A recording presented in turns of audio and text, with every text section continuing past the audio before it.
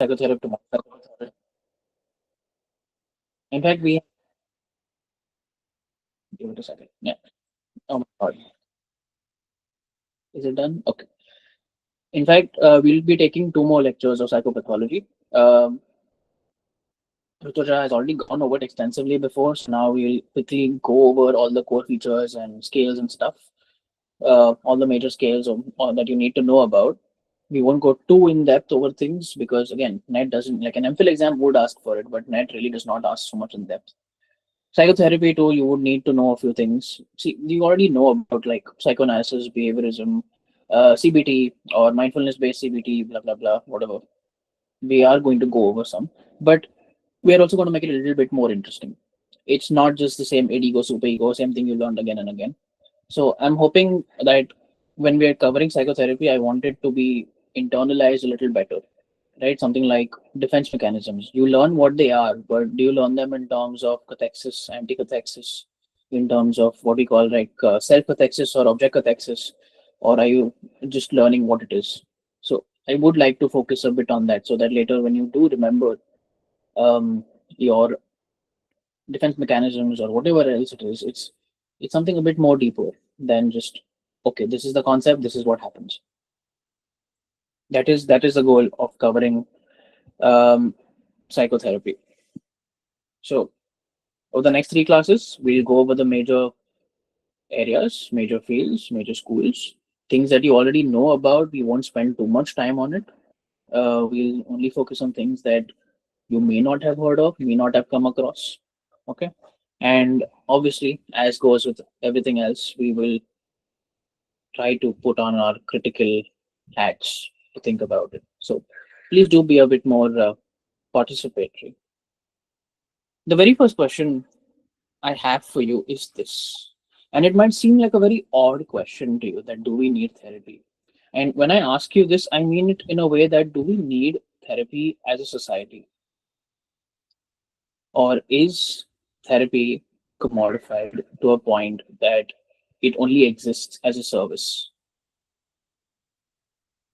Because a form of help has been available throughout the centuries, be it with shamans or some kind of other spiritual doctors, etc.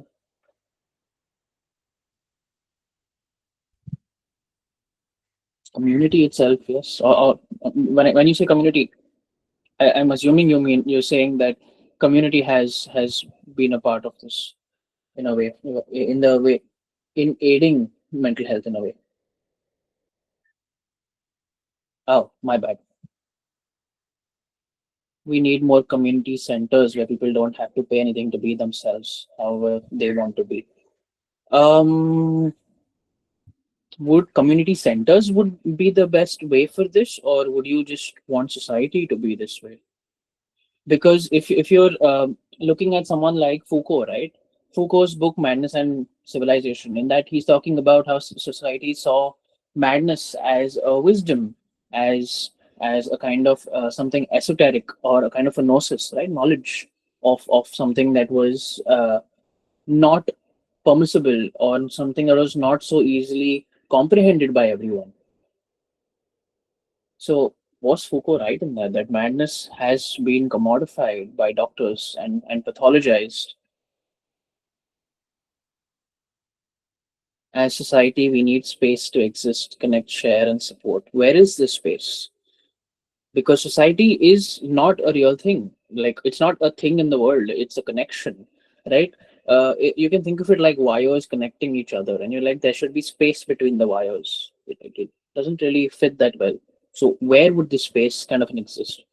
The fact that we connect and exist and share is society. So how can there be a space within what is already existing, connecting and sharing, and maybe not supportive, but yeah.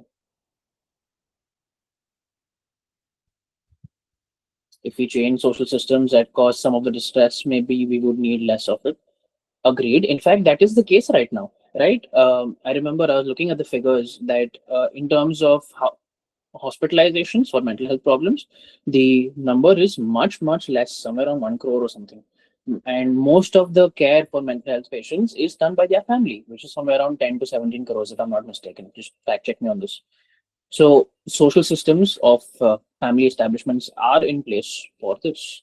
So which brings me back to my question: do we need therapy as a society? I'm not talking about as an individual. I'm talking about as a society. The concept of therapy, is it okay? Someone saying no. What about the others? I'm not here to convince you that we don't need therapy. I'm asking you to think about it. In today's times, we don't need therapy. What about the past? I mean, it was significantly more sexist than today. Okay, so if the guy's saying yes, just think about it. The way society is, how is society?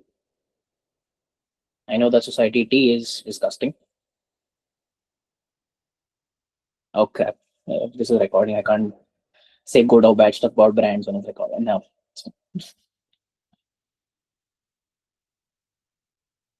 How is society?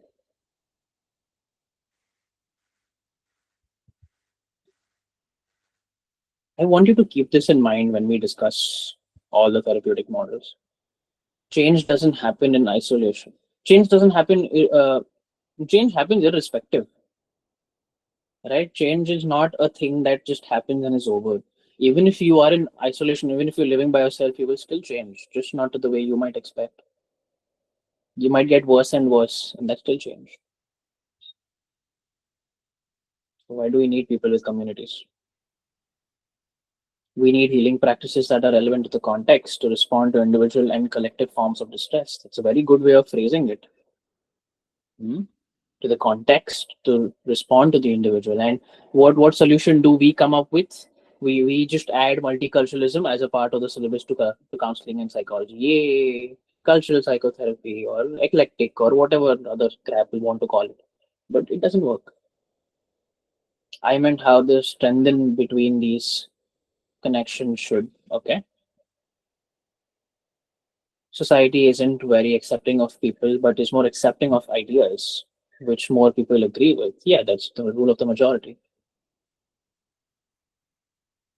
And the way Freud writes, right, that for a civilization to exist, certain things need to be um, suppressed, right? Certain things need to be taboo.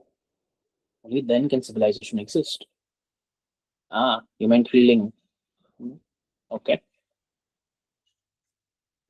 Actually, with healing also, right? There's the concept of the third space. That healing typically doesn't happen with only the you with you and your therapist, but the space between the two of you, the third space. That is where transformation or healing can go on. In the current frame of things, we tend to always have centers and margins. Okay. Yeah. Therapy can feel commodified. But is there any other way? Can it even exist in any other way? What do you think about it? I don't think there's an answer to this. I don't have an answer, but if you do, I'd love to hear it. Do you think it can exist as anything else beyond a commodity? Because even if say you are thinking of subsidized plan from the government, that's still a commodity. The commodity here is in exchange for social power, just not financial, right? Why would a political power seek, like the government, for example, seek to have subsidized mental health so that it can take big pictures of itself and show it as itself as doing something beneficial. So it's a grasp for power. I'm not making a political comment here on the different ideologies. And in fact, the fun part is that if you are a believer of a certain political party, you would likely think that this applies to the other. So I hope that shows exactly how neutral the stance is. In a late capitalist, I'm surprised. I'm impressed, about late capitalism. It's very good. It's good to be informed. So with this lens, I want you to be thinking about therapy and the therapeutic stance and everything that follows. So you would have learned about psychoanalysis, behaviorism, blah blah blah blah blah, whatever, all of them that are there. Taking all these neat little buckets or packages. But let's keep this in mind while we go over it. Okay. The very first thing I want to talk about is this. Are you familiar with it? I won't spend too much time on it. Has anyone heard of this? You might have. A bachelor's level. Yeah. What is the model? If I'm not mistaken, his name is Gerard Egan, right? I feel like it's an ARAD. I'm butchering the spelling somewhere. Yeah, just fine. He's here with us in spirit. It's fine. Okay. It's called a skilled helper model.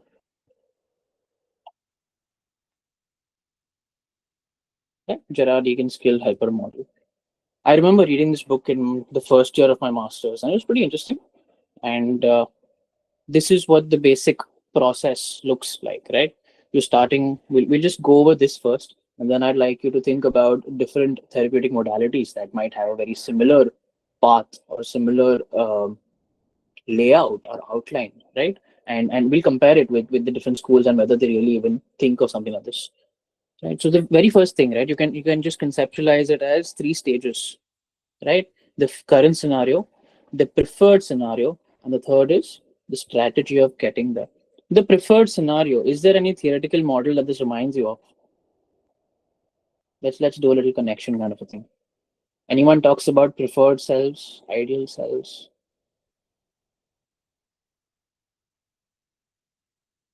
Yes, no? Ah, Rogerian, right? Rogers talks about. So throughout these models, right, I want you to look at the components, the if I can call the ideal self as not a concept but a gift from Roger, right? A gift from him, right? He's given this. So I want you to look at these small gifts, and I'll look at the gifts over here through all of them to different thinkers. You'll find Rogers in psychoanalysis, and you'll find psychoanalysis in Rogers. You'll find these gifts laid out in different therapeutic modalities. You'll find behaviorism and existentialism. You'll find psychoanalysis and existentialism.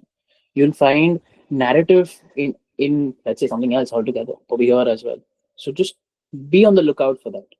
Be on the lookout for those small things. Okay. Um. What about the current scenario? Who focuses on the current scenario and not the past?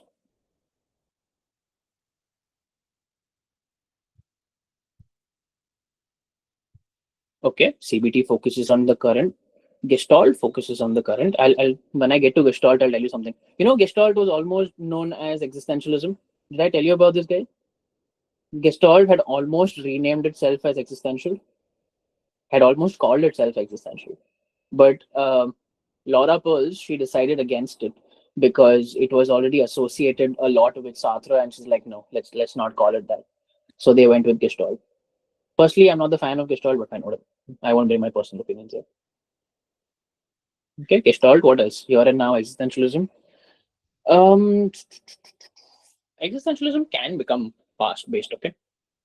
But yeah, honestly, in its current Americanized Rolome kind of a thing, yes, I agree. What else? Come on, current scenario, guys. Come on. There is one very standard reality or choice. Okay, again, not the biggest fan of reality to be honest, but again, not trying to taint your yeah solution focus SFBT. Very good, Jennifer. SFBT, right? Current scenario, right now. Okay, and strategies. Who focuses on strategies?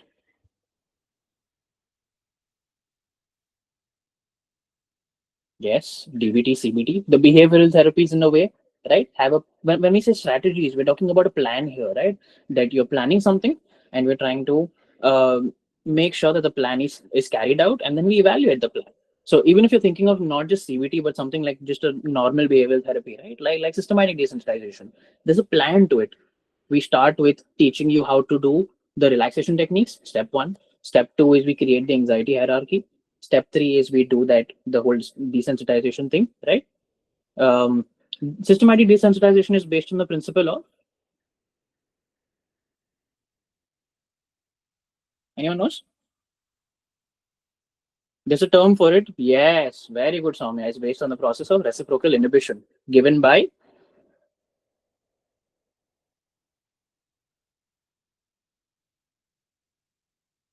come on, who gave this? Who gave reciprocal inhibition? Joseph? Volpe, right? Joseph Volpe. Very good.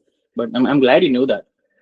So coming back to our thing, we start over here at our current scenario where the person is starting to tell us about their life and their problems and their existence, right? And here you can see story. So we'll analyze this and we'll look at the gifts as well. So where's story? Who emphasizes stories?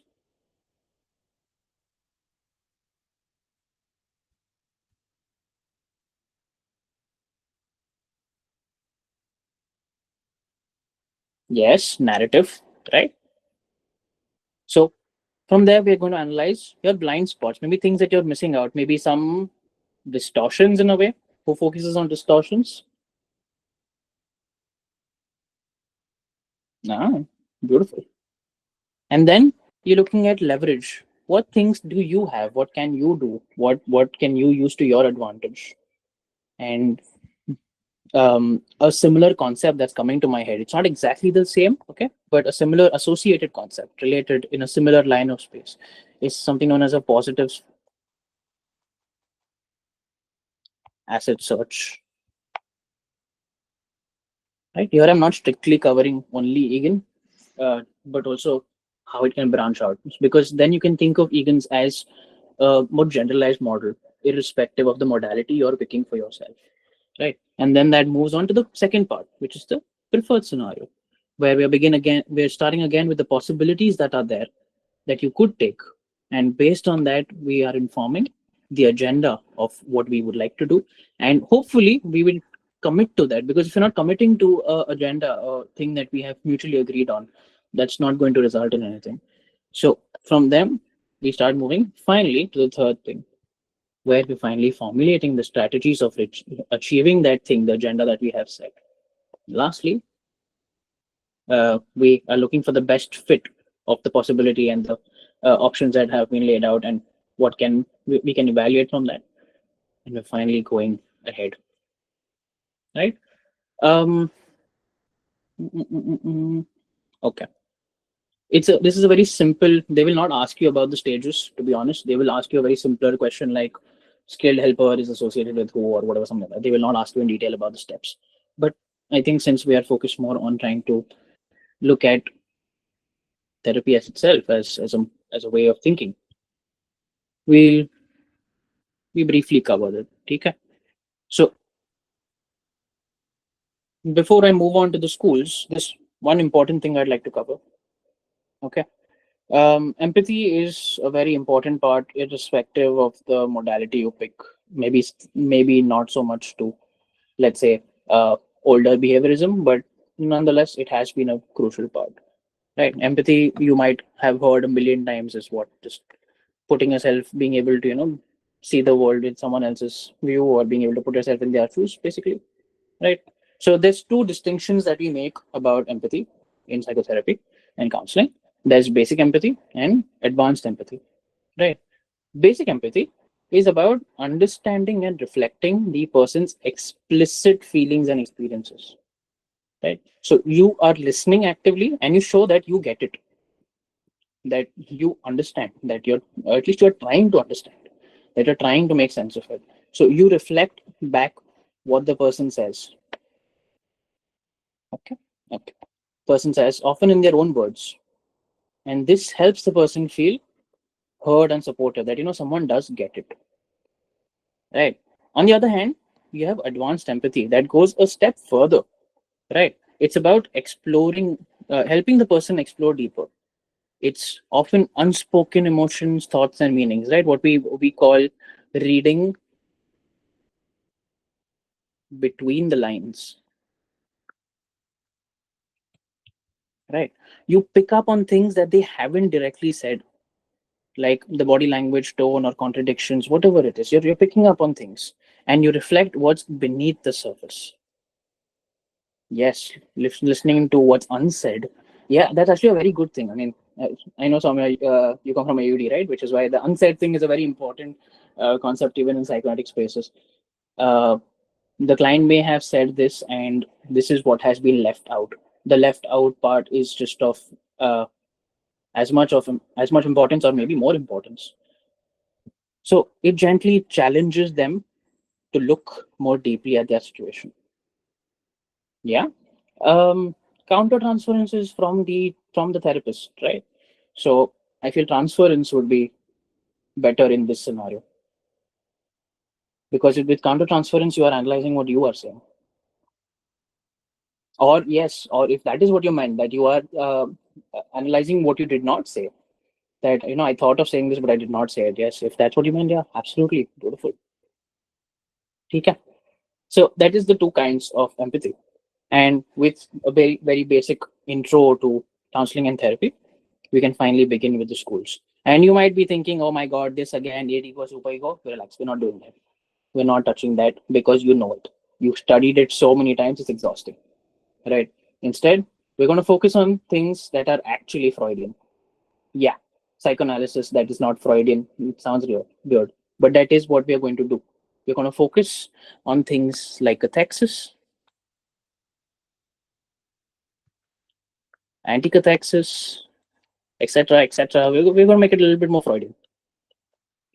Okay, that is the goal here. Before I go into that, hold on.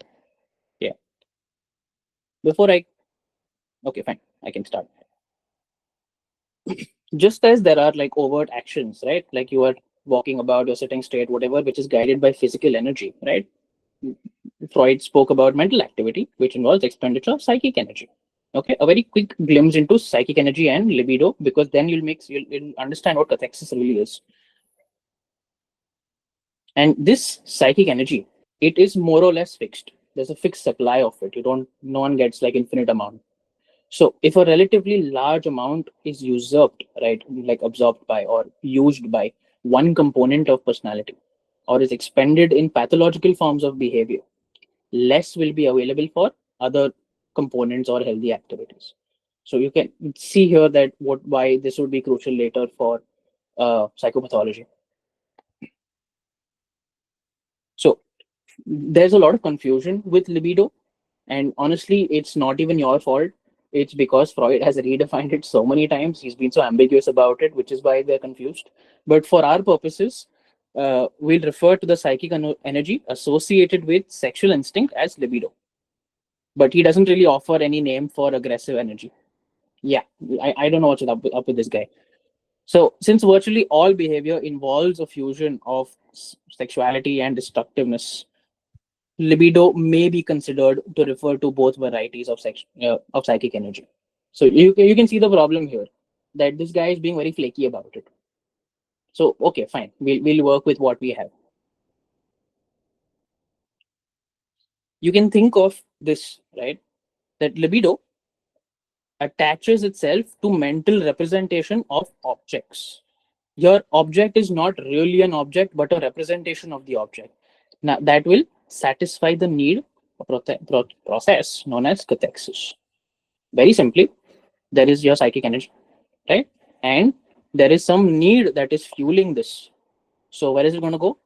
It's going to go to the representation of the thing that satisfies that instinctual need that is there. So if you're thinking of hunger, like if you're hungry, you start thinking about food, which will then drive you to go and get food. Like if you're hungry, like right before your the bell rings for your lecture to end, you will start thinking of all the things that are available in the canteen, or all the things that you could possibly eat. So you can see here that is cathexis, right? And here object is not really an object, as I said, it's a representation. Okay. Also, I'm simplifying quite a bit because Freudian um, language actually is very dense and has a lot of components to it. So I'm not going too in depth in it. So I'm simplifying for now. Okay. So you can see here, where is this coming from, by the way? The hunger, the whatever is fueling the libido. It's an impulse, right? But where is this coming from? Okay, if it's an impulse, yes. So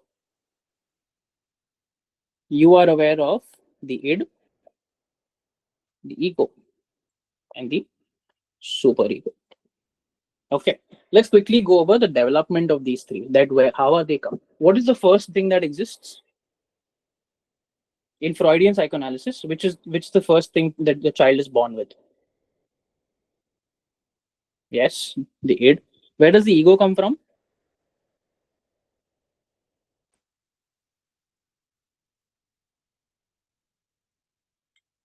Yes, very nice. So a part of the id splits off and turns into the ego, right? And when you're a child, this is significantly weaker. Okay, very good. And what about the superego? Where does the superego come from?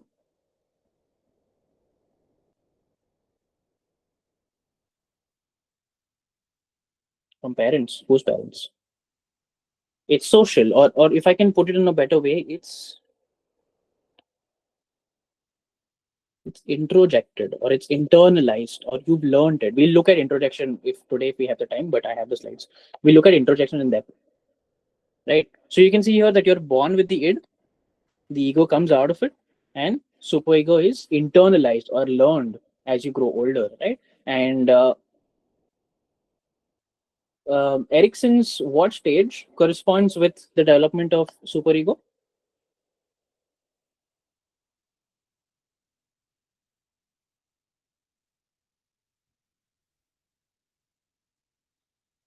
Hmm? Second stage, you sure? Second stage is this, right? Autonomy versus shame and guilt, shame and something.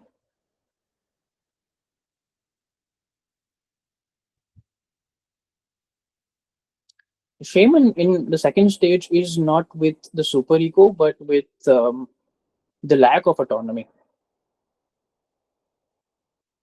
So it better corresponds to the third stage because you have feelings of guilt. I wrote guilt Wednesday. Guilt. And guilt is superego is very good at guilting you. Superego is very, very good at it. I mean, your parents are very good at guilting you, and you might also be internalizing that sometimes. A very interesting exercise I like doing with my clients is asking them this one question. I use it so often that I just call it this now. This is the technique I call it. Whose voice is this? So that if they're ever criticizing themselves, I ask them, whose voice is this? I think I've used it with pretty much all my clients at this point. Yeah. Whose voice is this? Yes, Unati also uses it. That's awesome. Because it's quite likely it's not your voice. That it's someone else's voice that has been internalized as a very dominating, very strict superego. And when you start seeing it as not your own voice, the guilt, the anxiety, all of those emotions tend to just disappear, like disappear into thin air, because you realize that it's not a part of you. It's very helpful. It's very helpful for the client. So here I'll give you an example of this of the libido and cathexis, right? So an infant soon learns that its mother can be an important source of like instinctual satisfaction, right? Like feeding, stimulation, etc. So the infant therefore develops a strong desire for her and invests. Okay, investment is a very good, very important idea for libido. Investing of the psychic energy in thoughts, images, and fantasies of her. In Freudian terminology, the infant forms a strong cathexis for its mother. This is the foundation of a neo-Freudian, this whole thing, of a neo-Freudian school. Anyone knows which? Neo-Freudian, or if I actually let me not call it neo-Freudian, let me call it psychodynamic. That's a better phrasing. That's a better usage of it. Very good. Object relations, right? Object relations. Because you have an object of the mother. You can the second you saw a mother over here, right? Mother as an important source of instinctual satisfaction. It's an object. In object relations, the word object is defined differently. So the hungrier you are, the more libido you expend in thoughts of food, right? Or if I can give you a different example, the more anxious you are about the exam, the more time you want to spend on thinking of all the ways it could go wrong. And somehow that actually soothes you in a way, because otherwise that anxiety has nowhere to go, right? If someone tells you that, okay, stop thinking about exam.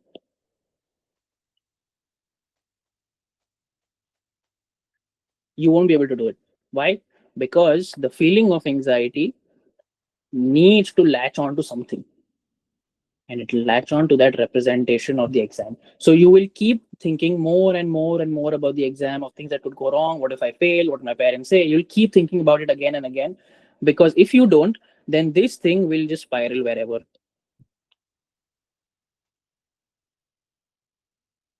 So might as well just give it a place to go. And people do this very interestingly with death as well, right? So let me use DA over here to emphasize that it's a specific kind of anxiety, death anxiety. So you can't think about your own death directly. So what will you do? You will represent it in a very different form, right? You will represent it as something like, what will happen to my parents, or how will they react if I die? What will they do? So you can't imagine your own death. So what do? You imagine how your parents would react to it.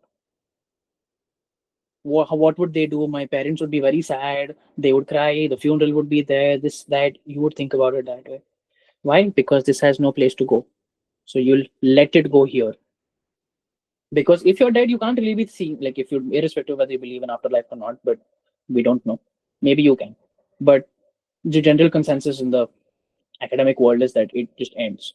So if you are dead, you probably would not be there to interact with your parents who are crying, or to be maybe visiting your own funeral or something. Maybe you wouldn't be able to see it. But it's an acceptable way. It's easier to represent it to this. Right. So the hungrier you are, the more libido you will expend in the thoughts of food. And an individual who devotes more libido to unresolved edible desires will have less available to fuel such activities as finding a suitable wife or husband. And you can see the language, it's much more Victorian era, right? So, to cope with the severe threats from the id or from the superego, right? We just looked at the whose voice is this kind of a thing. And the associated anxiety, the ego may resort to defense mechanisms. So now we look at defense mechanisms through the lens of cathexis and anti-cathexis, of how that plays out. But is this clear so far, what we have covered about very basic Freudian psychoanalysis? Yeah. Does it seem, is this something that seems interesting to you? Something that is slightly more than the textbooks that usually say. If you want to read more about this, right, about this, I would genuinely recommend this very small book, okay, called Outline of Psychoanalysis. You'll find it online, okay, very easily. You'll find it online, freely available. It's like 118 pages. And when I say easy, I mean it's like relatively easier. It'll take you a little bit of uh, trying to understand it. Okay. But is it clear? Also, an interesting fact I forgot to share about it. Uh, you know what id literally stands for? Like, what is the literal translation of id? It. Yep. Right. It. Or in German, as it's called, das S. S is literally just it. So maybe if that they would have translated it as it instead of id, we would be calling it right now, and that would have, we would have called it, and that would have been very confusing.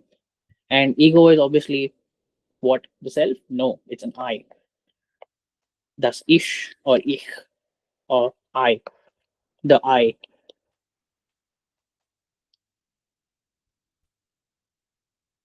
Yeah, the more you know, I guess.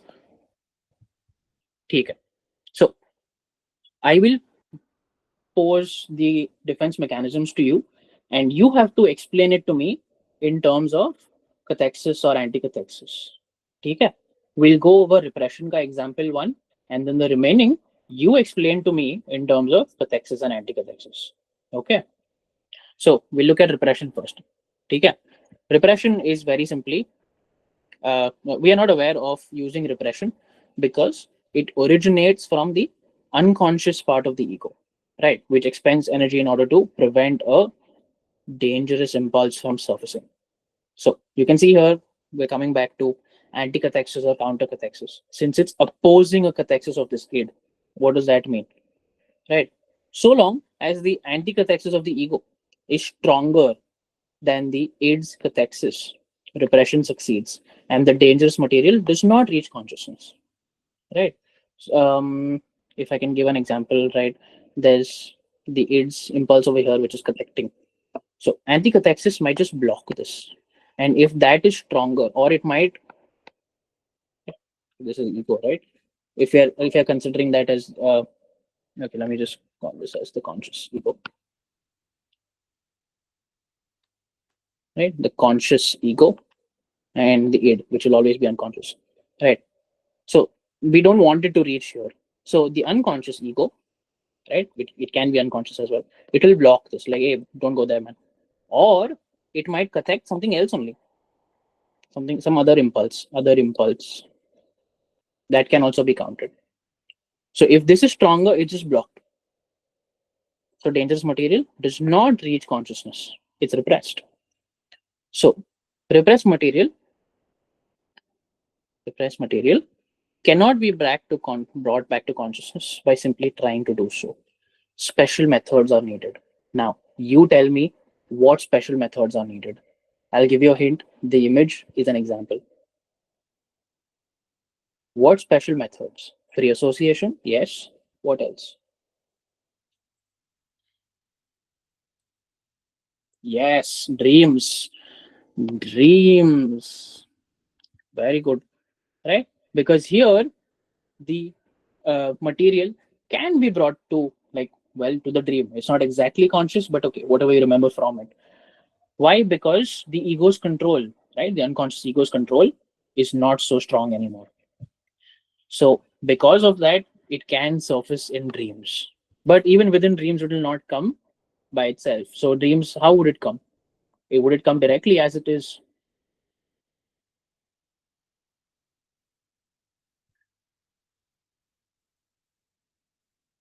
Symbols, symbolic. And later, if you're curious about the work of uh, Carl Jung, for example, right? Carl Jung is focusing on this, right? What is that called? What is that circle thing called? That, that people like to do coloring with. I'm not remembering the term right now. Mandala. Yes, thank you. Wow, that word was not coming to me. Mandala.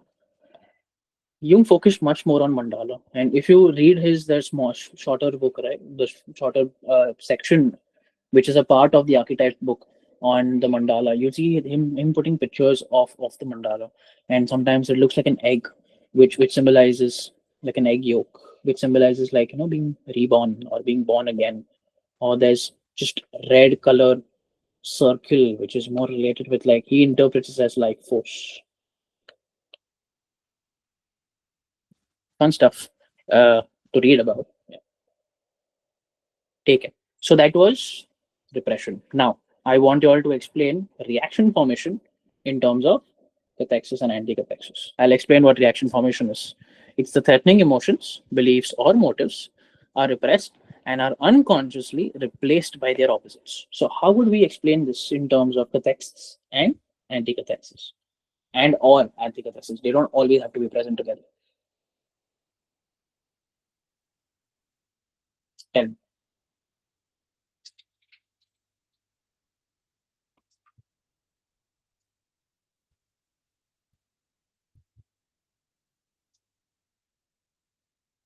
you can read the definition again and think about it. How would we explain this in terms of cathexis or anticathexis?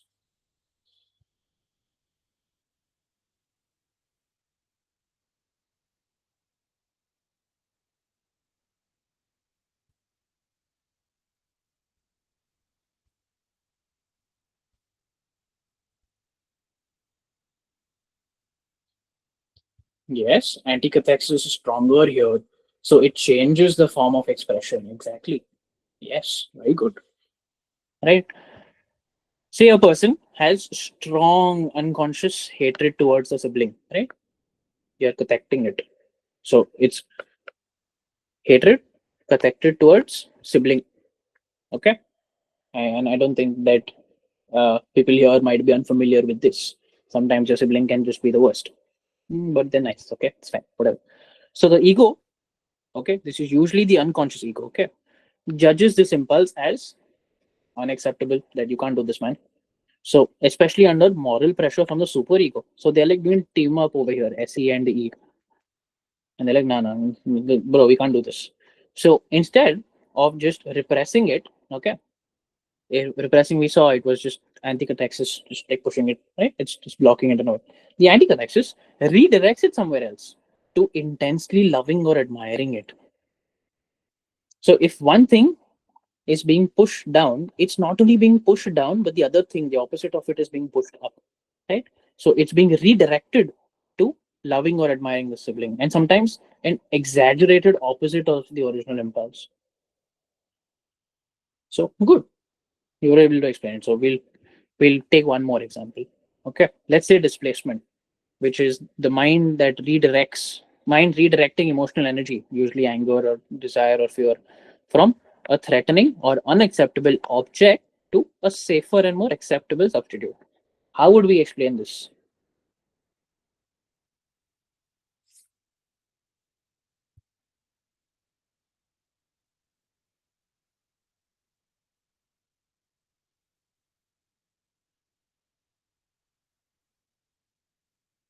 How would we explain this in terms of the cathecting or the in anti-cathecting?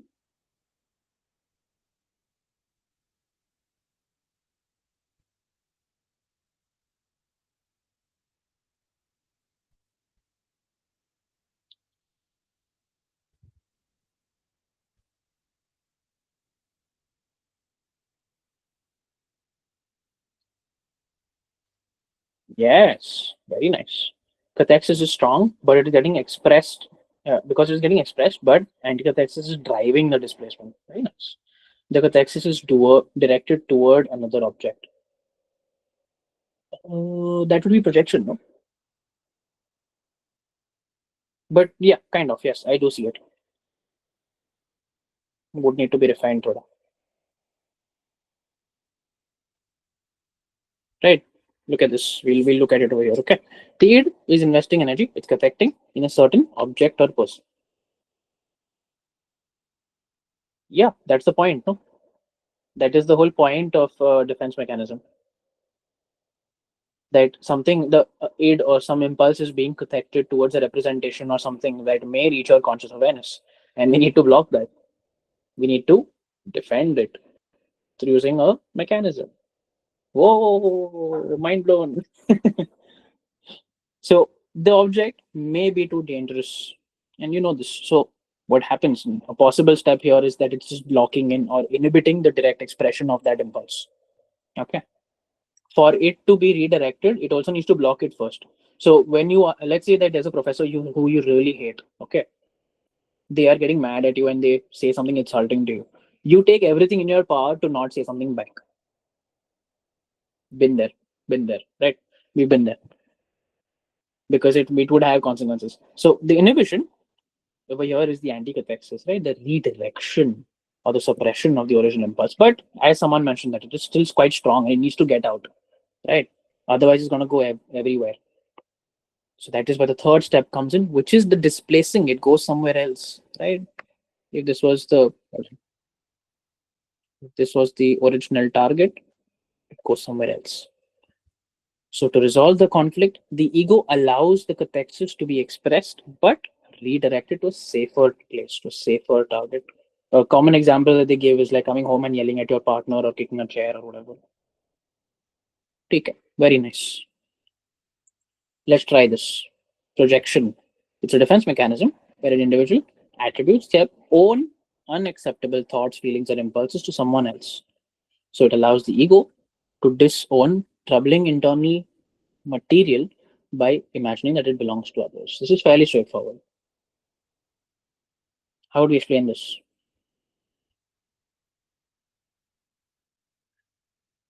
To project.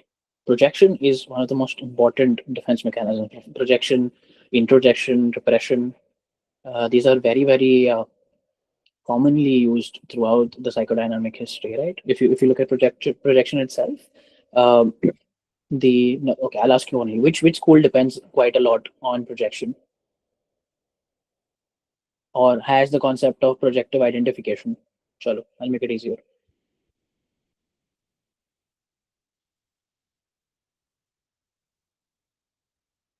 Okay, yes, in scales, yes, Rorschach is that, but I'm talking about a specific psychodynamic school that, uh, in a way, identifies with concepts like, has concepts like projective identification. Chalo, a specific thinker.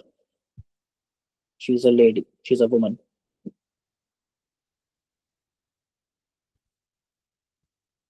No? Yes, Klein, Melanie Klein. She gave the concept of projective identification, object relations. Very good. So coming back over here, I'm going a little faster because I really want to cover introjection as well. So the id invests the energy, as we have seen, it's protecting it, right? In a thought or desire that is unacceptable to the ego or the superego. So the ego, this is a second step that could be there, right? It applies the anticathexis to block the awareness of this emotion. It's blocking it. This is a very important step that we forget about. We don't include this, but it has to be blocked from conscious awareness. It cannot be identified with the self. We say that, okay, there's a thought, it has been put outside, okay, it's projected into someone else. Let's say this person S, this person R. It's projected onto person else, onto person R. We forget that it has to be blocked for the self also. It shouldn't be identified with you. Shouldn't be done that. Very, very important. Because then you might see it as a part of you and them. And okay, I won't go into that. I won't touch that. Fine. So the last step then is the projection. To protect the ego, the unacceptable impulse is expelled from the self, pushed out, and attributed to someone else. So if this is self and this is someone else, other, this is like an object cathexis. Right? Your object, again, I'm using more object relation kind of a thing, where a person also is an object. It's being connected to the object, to the person that this is about on this person. And not what we call narcissistic cathexis, right? Or self cathexis. It's not being done to the self. It's not mine.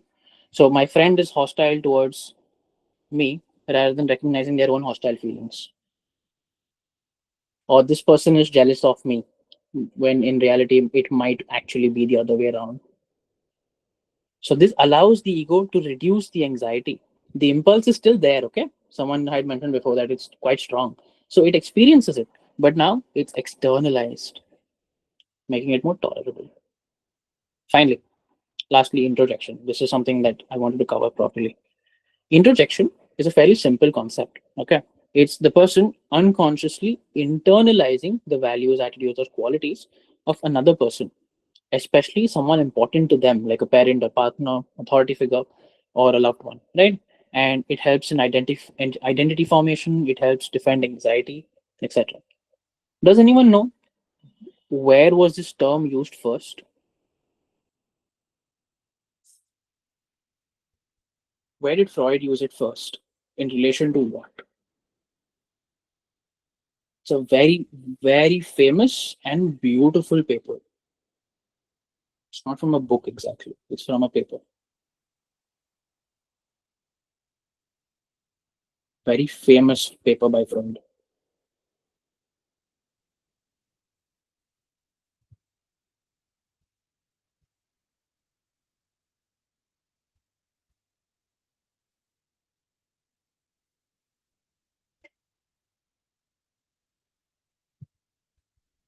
No. The ego and the id, there's a revision to the interjection, and I'll be mentioning that as well, but it was first mentioned somewhere else. But good that you know about the ego and the id. And ego and the id does mention interjection, you're right, but it was not the first place. The ego and the id is more like a revision. Yes, mourning and melancholia. Melancholia. Very nice. Right. First, just look at the cathexis part, right? It's fairly straightforward that there is an emotional investment in another person, right?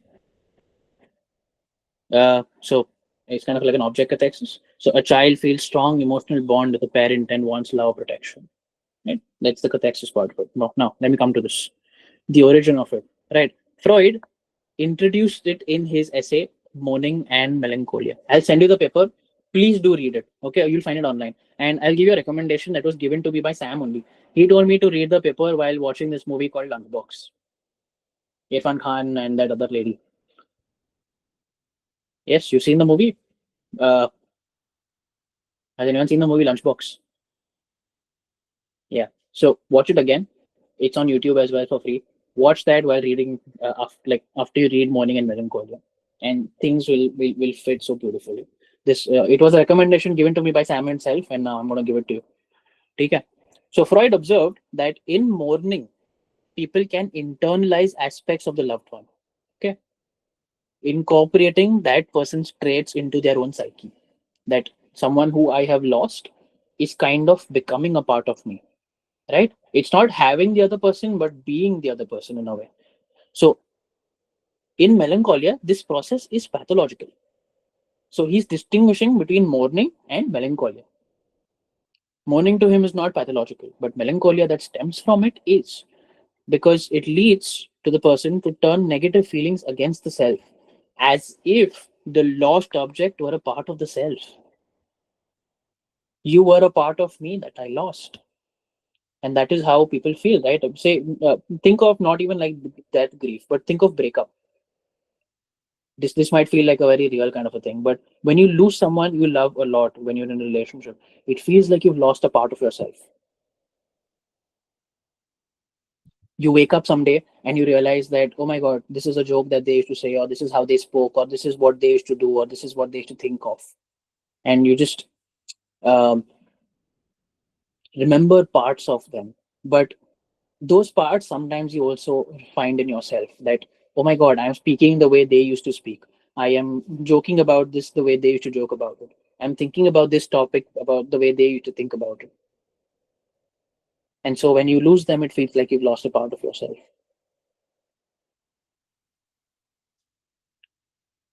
In Mourning and Melancholia, he proposed that melancholia, in contradistinction, like in different to mourning, is a refusal to accept the verdict of reality. Sorry, that word. It's a refusal to accept the verdict of reality, to acknowledge the loss of an object, whether it's a loved person or even an ideal, right? So in melancholia, to prolong it, right? To prolong the attachment to a lost object, because the object is not here anymore. But I have to keep making sure that they keep existing. So what do? I do an object cathexis, that is, I take cathect onto the object and I withdraw it into my ego, establishing an identification of the ego. This is introjection,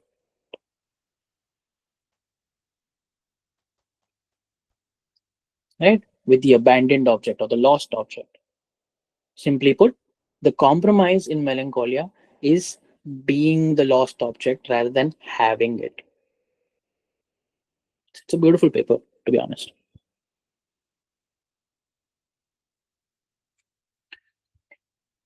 Besides mourning and melancholia, now, as the way I think Soumya had mentioned about ego and the id, he also talks about it in terms of development of the ego. That is where introjection uh, comes as a important force as well, right? It plays a key role, because during the Oedipus complex, a child resolves ambivalence toward the parent, right? Toward the same-sex parent, usually by internalizing the parent's values. And if you've looked at your introductory text, they just call this as identification. They will call this as identification.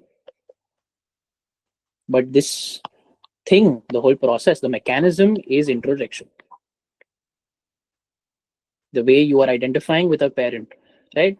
Boys will try and take the shaving machine, the shaving crap, what is it called, the razor, and try to shave their own thing when they don't have like a single hair also on their cheek. They're trying to identify with the parent.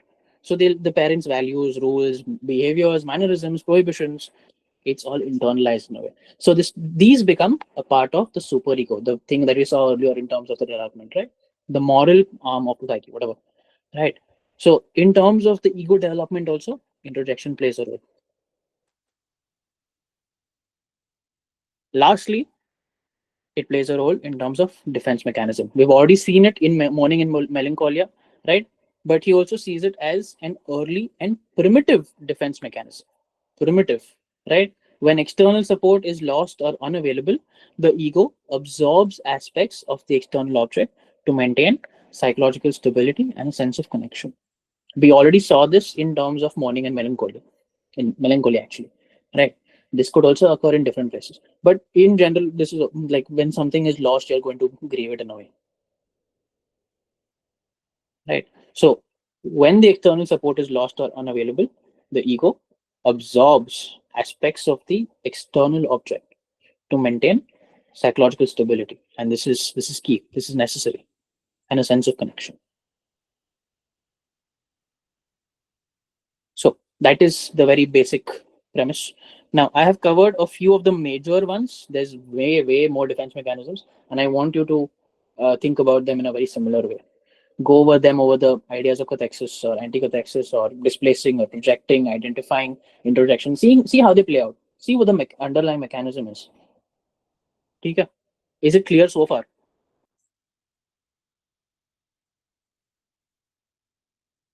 Yeah. Was it slightly different from the way Freud is usually taught? Or should I change a bit more?